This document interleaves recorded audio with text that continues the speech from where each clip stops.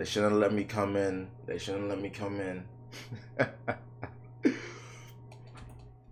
I remember being in I think this was second year university. I was sitting in my business class, and my university professor was going off about Twitter and how he just didn't understand it.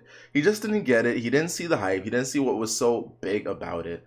And one of the things he was saying is this is a fad. This is going to go away because I can't understand why you need to know about someone eating a pizza every day. Why do you need to hear about someone's lunch every day of the week? Hi, my name is Flystewie, and you are listening to the Uneducated Investor Podcast. Welcome back to another episode, Flight Crew, and today I want to talk about Twitter. And more specifically about Twitter, I want to talk about just the almost resurgence of Twitter.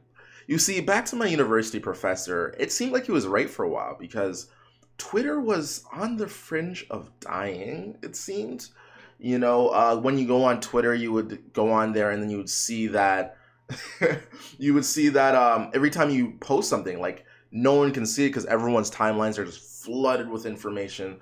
There was just this overload of information. It was hard to follow anybody. Realistically, people only really went on there to find out, to hear from their favorite celebrities. And from a business perspective, someone who's trying to market their business, it wasn't necessarily transparent on how you're supposed to use your activities, because of course if you're trying to market your business, you're trying to build up your clientele, it's kind of hard if every time you post something nobody sees it, right? It's just lost in the chaos in the waters. And I've loaded up my Twitter for the last, it's been probably 3 years, and I have booted it up again just to kind of see what it's all about and get on there. And it is a pretty entertaining product. I must say, out of Twitter, Instagram, Facebook, Twitter's probably the funniest thing. When there's ever something on social media that goes down, there was this one rapper whose private parts were being sent around. Twitter has the capabilities to create really interesting GIF, emoji, memes to anything. So there's just the funniest stuff on there. And of course, public nudity is never funny, but on Twitter, it sometimes is. So the reason I'm really talking about Twitter is because as any sort of person who's running a business, social media by far is one of the things that you need to incorporate in it. And you should always be just curious about the landscape and what's going on out there, right?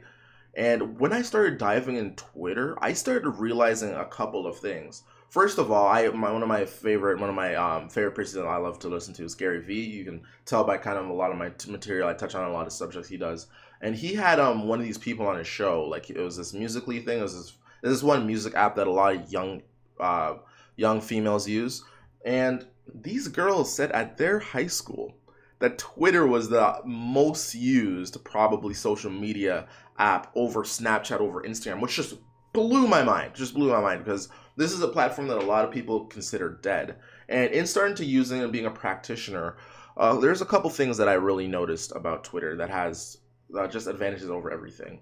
The first one is, out of all the social medias, I think if you're trying to really talk to people and really try to hop in a conversation, Twitter is the best to do it. Easily the best. For instance, if there's a certain hashtag that's trending, and it's maybe you're into fitness, you're into fitness, you're into working out, and a fitness hashtag comes out, my fit goals for today are, right?